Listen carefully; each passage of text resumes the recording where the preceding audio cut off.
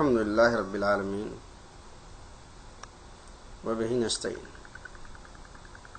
والصلاة والسلام على أشرف الأنبياء والمرسلين وعلى آله وأزواجه وذرياته وصحبه أجمعين. أما بعد،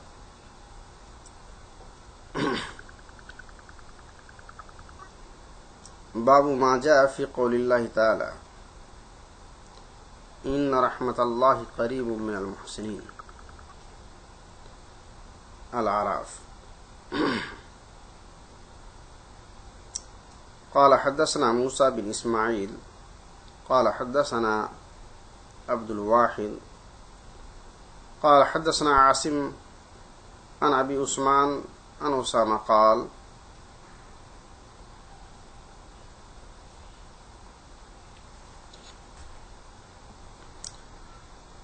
كان ابن لبعض بنات النبي صلى الله عليه وسلم يقضي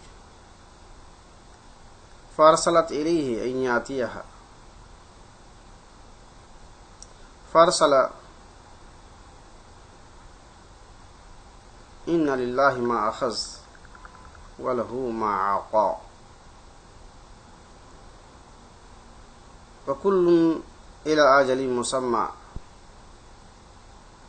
فلتصبر ولتحتسب.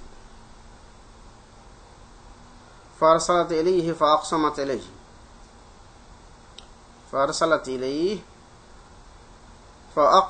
عليه فقام رسول الله صلى الله عليه وسلم وقمت معه ومعاذ بن جبل وأبي بن كعب وعبادة بن الصامت. فلما دخلنا ناولوا رسول الله صلى الله عليه وسلم السبية ونفسه تقلقل في صدره حسبته قال كأنها شنة.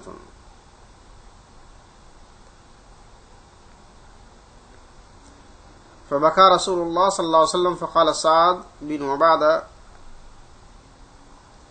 أتبكي؟ فقال انما يرحم الله من عباده الرحماء.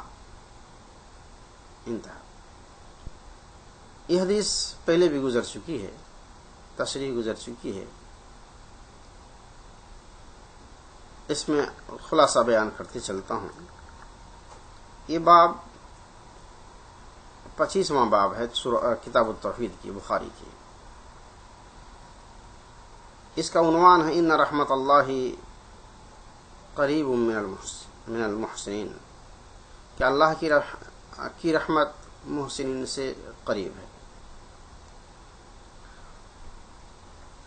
کہ ظاہر سی بات ہے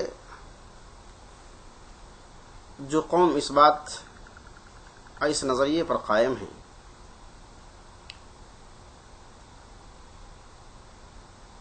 او ہے قدریہ انہ یخلق فعل نفسی،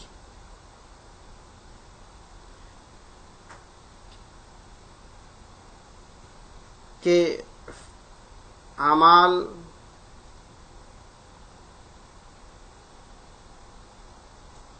کا خالق اللہ نہیں ہے، اعمال کا خالق وہ بذات خود ہے. اس لیے اللہ تبارک و تعالیٰ نے یہاں بتایا ہے کہ اعمال کا خالق ہی ہے، اللہ ہی ہے. تو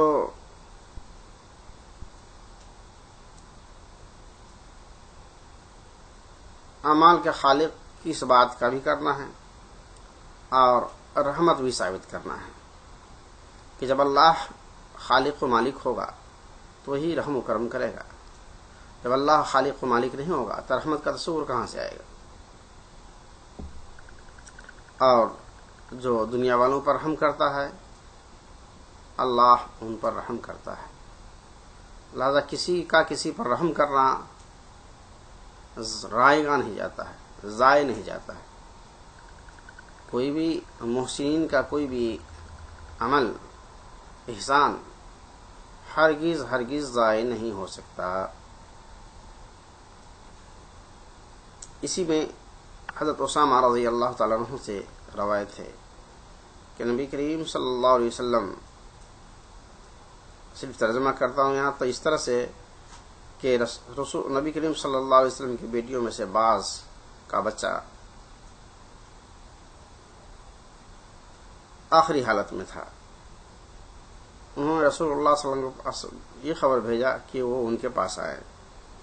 رسول اللہ صلی اللہ علیہ وسلم نے خبر بھیجی کہ ان للہ ما اخذ ولہ ما عطا، جو کچھ اللہ نے لے لیا ہے وہ اسی کا ہے، اور جو اس نے دیا ہے وہ اسی کا ہے، اور ہر چیز کے لیے اجل معین ہے، اجل مسمى ہے، ایک وقت متعین ہے، اس میں نکل جانا ہے، اس میں سب کو جانا ہے.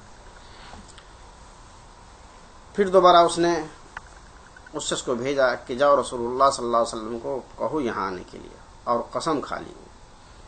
لہذا رسول اللہ صلی اللہ علیہ وسلم اٹھے تو ان کے ساتھ، جسے کہ راوی بتاتے ہیں اسامہ کہ میں بھی گیا، معاذ بن جبل بھی گئے، ابی بن کعب بھی گئے، اور عبادہ بن صامت بھی گئے. ایک روایت میں ہے کہ سعد اور معاذ یہ دو حضرات گئے، حضرت سعد گئے اور حضرت معاذ گئے. یہاں صرف حضرت معاذ کا ذکر ہے اور چند افراد کے اور اضافہ ہے، جیسے کہ ابی بن کعب کا اضافہ ہے، عبادہ بن صامت کا اضافہ ہے.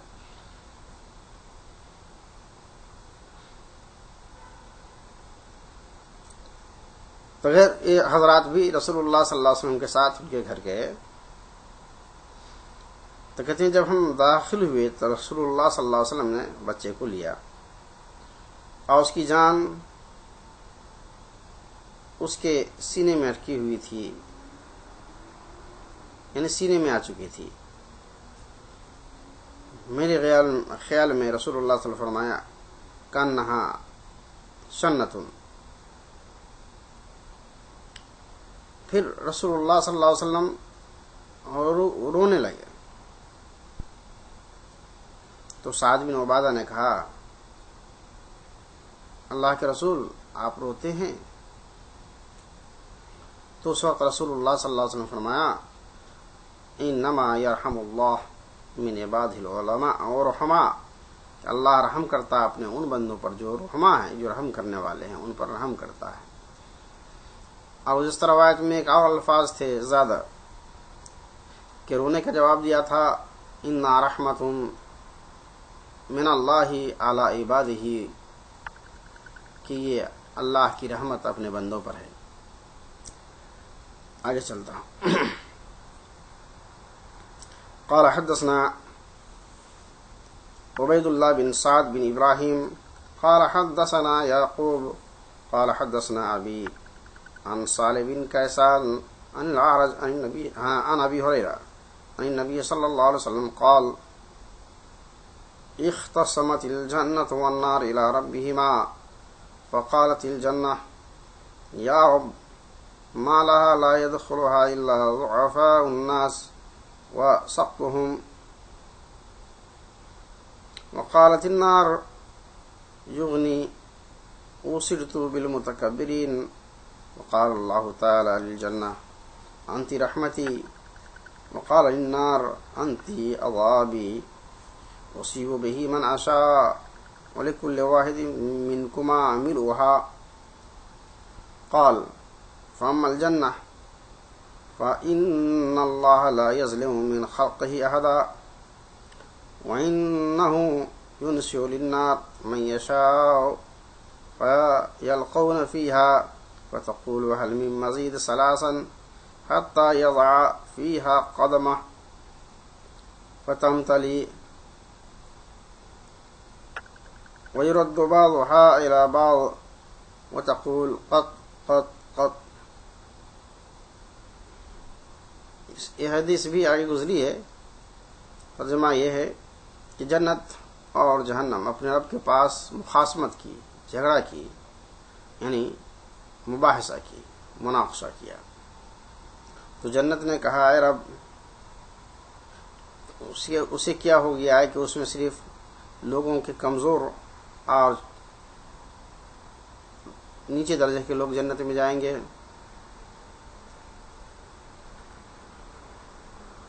اور جہنم نے کہا کہ مجھے متکبرین سے فضیلت دی گئی ہے.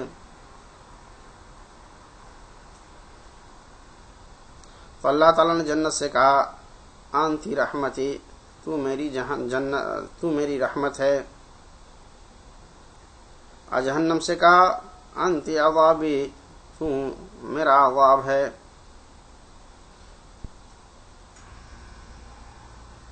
اصیب بہ من اشاء، جس کو میں چاہوں گا اس میں ڈالوں گا. ولکل واحد منکم عاملها، اور تم میں سے ہر ایک کو بھرنا ہے. پھر فرمایا فَأَمَّا الْجَنَّةُ فَإِنَّ اللَّهَ لَا يَظْلِمُ مِنْ خَلْقِهِ أَحَدًا. بہرحال جنت کہ اللہ تعالیٰ اپنے مخلوق میں سے کسی پر ظلم نہیں کرے گا.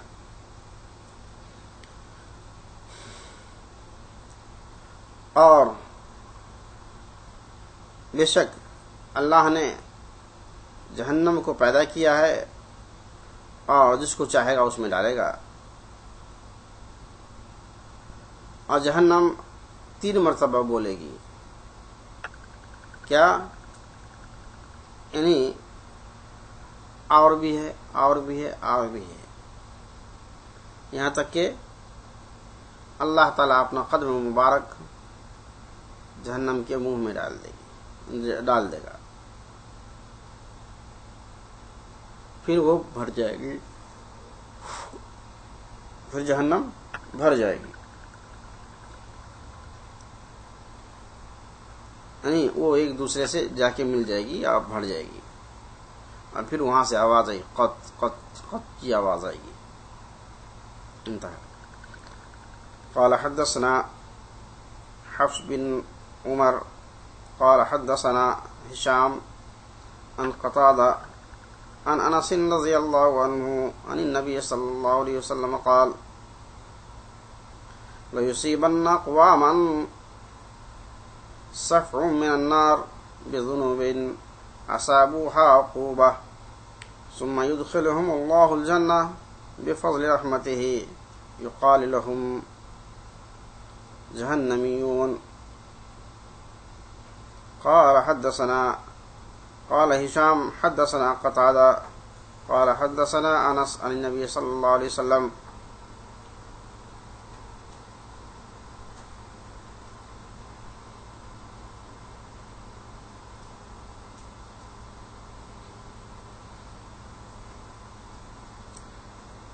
ایک قوم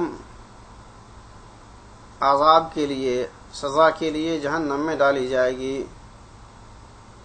اور اس قوم کو اللہ تبارک تعالیٰ اپنے فضل و کرم، اپنی رحمت سے جہنم سے نکال کے جنت میں ڈال دے گا.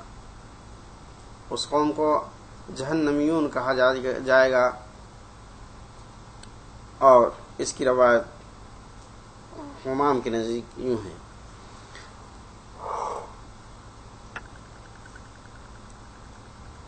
قال حمام قال حدثنا قتادة قال حدثنا انس عن النبي صلی اللہ علیہ وسلم.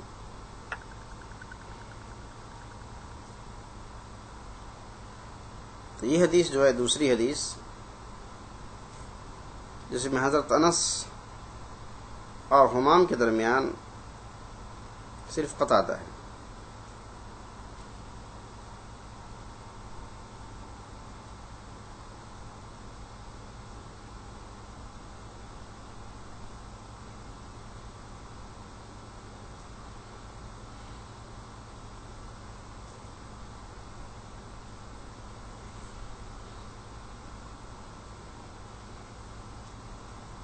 کم سے کم اسناد میں نام ہے، کم سندوں میں نام ہیں. ان میں یہ باب جس میں 3 روایت جمع کی ہے وہ ختم ہو. ایک اور باب جس میں ایک ہی روایت ہے، اس کو بیان کر دینا اچھا لگتا ہے. باب قول اللہ تعالی ان اللہ یمسک السماوات والارض ان تزولا فاطر، سورہ فاطر میں ہے۔ قال حدثنا موسى قال حدثنا ابو عوان عن الاعمش عن ابراهيم عن القما عن عبد الله قال جاء جبريل قال جاء خبر الى رسول الله صلى الله عليه وسلم فقال جاء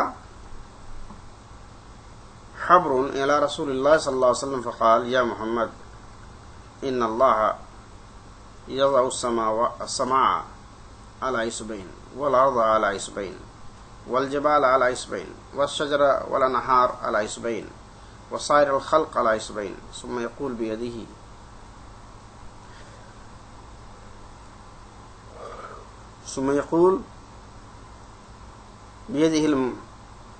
الملك بيده أنا الملك. فضحك رسول الله صلى الله عليه وسلم وقال ما قدر الله حق قدره.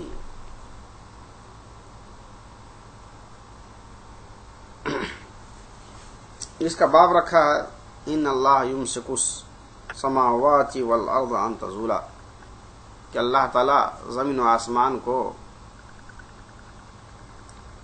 زوال سے تھامے ہوا ہے، یعنی زمین و آسمان کو اللہ تعالی اپنے نگرانی میں رکھ کر کے اس کی حفاظت کر رہا ہے کہ وہ اپنے فرائض منصبی سے روگردانی نہ کرے۔ اللہ تعالیٰ جس کو جو ذمہ داری دی ہے وہ اپنی ذمہ داری میں لگا ہوا ہے، پھر اس کی قیام و بقا کی ذمہ داری بھی اللہ تعالیٰ نے لی ہے کہ وہ اپنی جگہ پر قائم رہے، اس میں زوال نہ ہو، یہ اپنے فرائض منصبی سے ہٹنے نہ پائے۔ لیکن قیامت کے بارے میں ایک حدیث یہاں ذکر کی ہے۔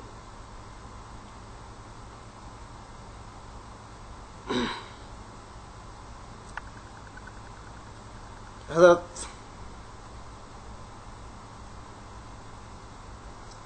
عبداللہ فرماتے ہیں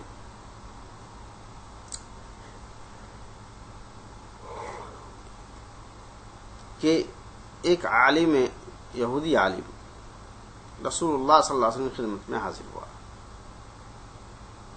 اور کہنے لگا اے محمد،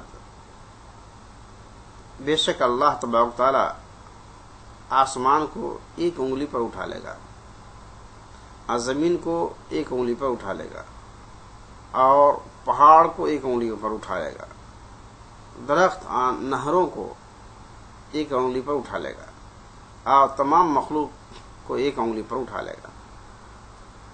پھر اللہ کہے گا انا الملک، میں بادشاہ ہوں۔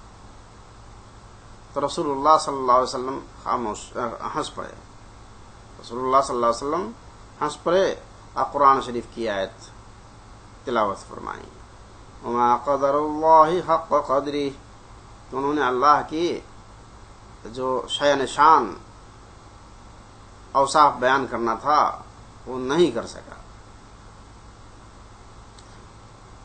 بہرحال اس میں جو بات ثابت کرنی تھی کہ اللہ تبارک تعالیٰ قیامت میں زمین، ایک آگے جو گزری روایت اس میں لکھا ہے کہ اللہ تعالیٰ ایک ہاتھ میں زمین کو اٹھائے گا اور دوسرے ہاتھ میں تمام آسمانوں کو اٹھا لے گا اور کہے گا انا الملک، میں بادشاہ ہوں، این ملوک الارض، کہ زمین کے بادشاہ کہاں ہیں۔ تو گویا یہودی کے اس بیان سے جبکہ اس بات ہے، پھر بھی رسول اللہ صلی اللہ علیہ وسلم نے قرآن شریف کا وہ نقل کی آیت وما قدر اللہ حق قدرہ، گویا ما قدر اللہ حق قدرہ کی یہ تفسیر یا یہ اس کی تفسیر بالکل موافق لگتی ہے کہ اہل کتاب نے اللہ کے جو اوصاف ہے اس کو صحیح طرح سے بیان نہیں کیے، اللہ کے اوصاف کو قرآن شریف میں بیان کیا مختلف انداز میں۔ آگے چلتا ہوں۔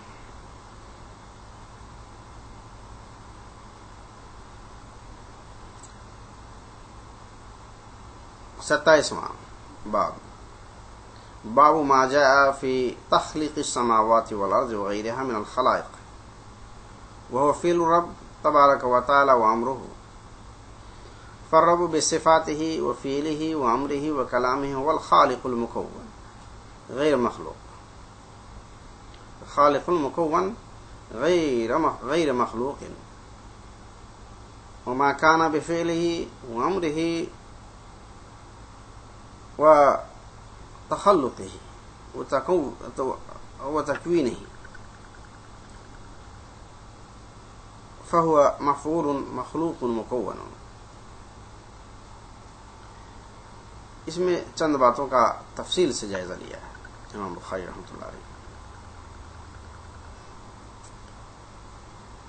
زمین و آسمان اور اس کے علاوہ جو خلائق ہیں، مخلوقات ہے، اس کی پیدائش کے بارے میں آگے لکھتے ہیں ہوا فعل الرب تبارک و تعالی، اور یہ تخلیق جو ہے اللہ کا فعل ہے، وہ امر اور اس کا امر ہے. اللہ تعالیٰ مختلف مقامات میں فرمایا اذا اراد اللہ ان یکون فیقول کن فیکون، اللہ جب کوئی چیز بنانا چاہتا ہے تو کہہ دیتا ہے کن تو فیکون ہو جاتا ہے، کن ہو جا فیکون ہو جاتا ہے. اللہ کا امر یہاں دیکھا گیا. تو کوئی بھی چیز دنیا میں موجود ہے، تمام خلائق، زمین آسمان ہو، اس کے علاوہ دوسری مخلوق ہو، سب کے سب کو اللہ تعالی نے پیدا کیا. اور یہ فعل رب ہے، فعل رب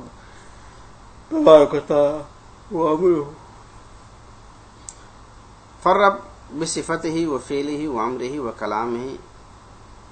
اللہ تعالی جو رب ہے اپنے صفات، اپنے فعل، اپنے امر، اپنے کلام، ساری چیز کے لحاظ سے وہی خالق ہے، مکون ہے، غیر مخلوق ہے. اللہ تعالیٰ خالق ہے ان ساری چیزوں کا، اور اس کے بنانے والے بھی ہے، مخلوق نہیں ہے. جو اللہ کا امر ہے وہ مخلوق نہیں ہے، اللہ کی صفات ہے وہ مخلوق نہیں ہے، اللہ کا فعل ہے وہ مخلوق نہیں ہے، اللہ کا امر ہے وہ مخلوق نہیں، اللہ کا کلام ہے وہ مخلوق نہیں. جیسا کہ ان جماعت کا ذکر پہلے ہوا ہے کہ بعض کہتے ہیں جیسے قدریہ اور جہمیہ وغیرہ کا جو قول ہے کہ لا قدرت لہ اصلا، لا قدرت للعبد اصلا، عبد کی کوئی طاقت نہیں. کبھی یہ کہتا ہے، کبھی کہتا ہے کہ انہ یخلق فعل نفسی، وہ اپنا فعل خود ہی پیدا کرتا ہے، اللہ خالق نہیں ہے. یعنی مختلف قسم کے گروہ دنیا میں پیدا ہوئے جنہوں نے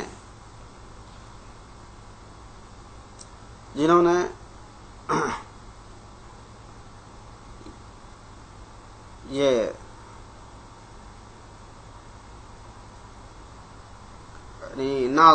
نازیبا تعویلات وغیرہ کرنے لگے. ان کے رد میں یہ بات ہے.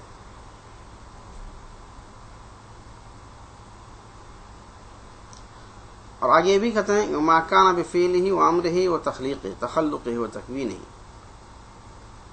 کہ جو اللہ کے فعل سے پیدا ہوا، اللہ کے امر سے پیدا ہوا، جو اللہ کے حکم سے پیدا ہوا، یہ مفعول ہے، مخلوق ہے، مکون ہے.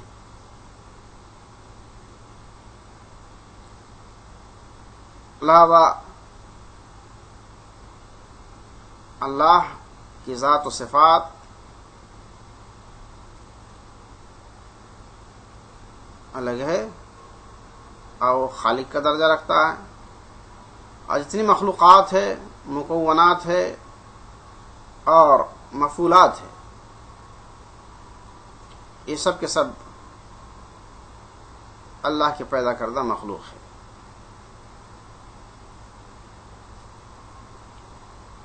اس کے ذیل میں ایک حدیث امام بخاری لاتے ہیں اللہ اکبر. قال حدثنا سعید بن ابی مریم قال اخبرنا محمد بن جعفر قال اخبرني شريك بن عبد الله بن ابي نمر عن قريب عن ابن عباس قال بت في بيت ميمونة ليلة والنبي صلى الله عليه وسلم عندها لينظر كيف صلاة رسول الله صلى الله عليه وسلم بالليل فتحدث رسول الله صلى الله عليه وسلم مع أهله ساعة ثم رقد ولما كان ثلث الليل الآخر أو بعضه قعد فنظر إلى السماء فقرأ إن في خلق السماوات والأرض إلى قوله لأولي الألباب ثم قام فتوضأ واستنى ثم صلى 11 ركعة ثم أذن بلال بالصلاة فصلى ركعتين ثم خرج فصلى للناس الصبح. انتهى. اس مقام پر حضرت ابن عباس رضی اللہ تعالیٰ عنہ فرماتے ہیں کہ میں میمونہ ام المومنین میمونہ کے گھر ایک رات گزارا اور رسول اللہ صلی اللہ علیہ وسلم انہی کے یہاں ٹھہرے ہوئے تھے. اور ٹھہرنے کا مقصد یہ تھا کہ میں دیکھوں کہ رسول اللہ صلی اللہ علیہ وسلم کی رات کے اوقات کیسے گزرتے ہیں.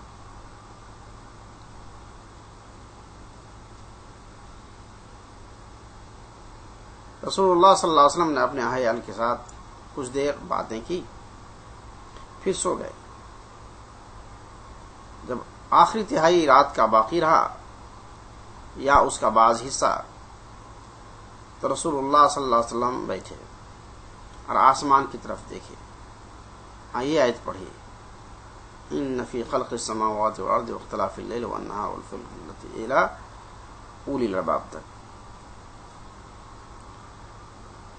پھر رسول اللہ صلی اللہ علیہ وسلم کھڑے ہوئے یعنی بیٹھے بیٹھے حالت میں یہ پڑھا یہ آیت پڑھی.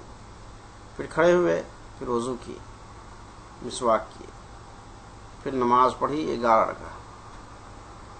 پھر بلال رضی اللہ تعالیٰ عنہ نے اذان دی. پھر نبی کریم صلی اللہ علیہ وسلم 2 رکعت نماز پڑھی. پھر آپ نکلے اور لوگوں کو صبح کی نماز پڑھائی.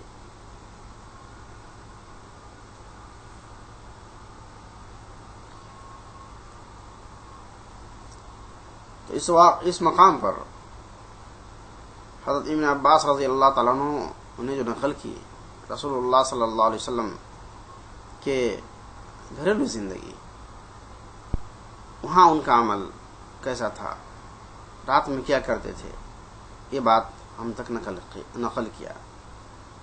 کتنی محنت کی کتنی بڑی بات ہے.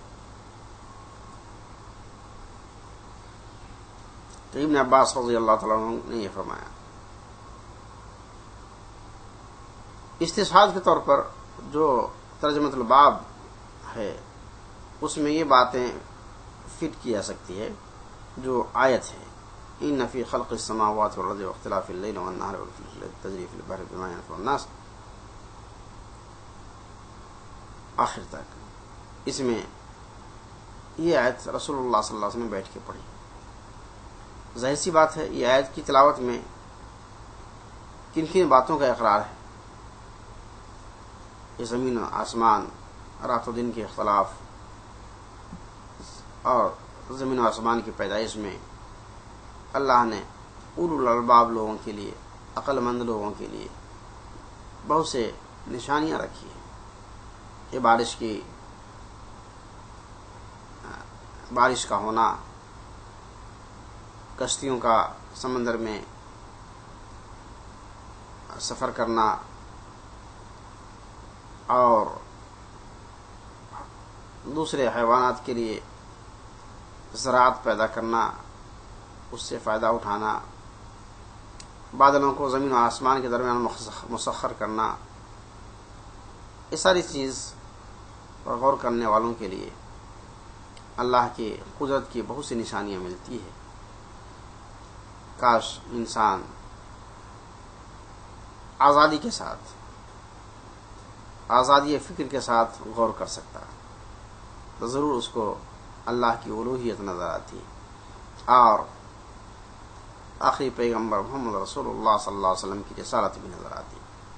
لیکن آج بہت سے لوگوں کو اس کا دل قید ہے، اس کا دماغ قیدی ہے. جسم آزاد ہے، مگر دل و دماغ قید خانے میں ہے. اس قید خانے سے وہ باہر نکلنا نہیں چاہتے، باہر کی دنیا کا مطالعہ کرنا نہیں چاہتے، نصیحت لینا نہیں چاہتے. یہ ہے آج کے لوگوں کی حالت. ایسی حالت میں کامیابی بہت مشکل ہے. یہ چند باتیں امام بخاری کی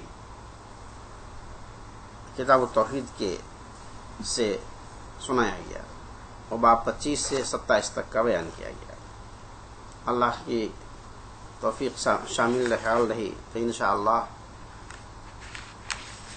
اس کو بھی آپ لوگوں کے سامنے پیش کروں گا کاملا انشاءاللہ بفضل اللہ و باذنہ. اسی باتوں پر ختم کرتا ہوں. سبحان ربک رب العزت عما یصفون، السلام علیکم ورحمۃ اللہ وبرکاتہ.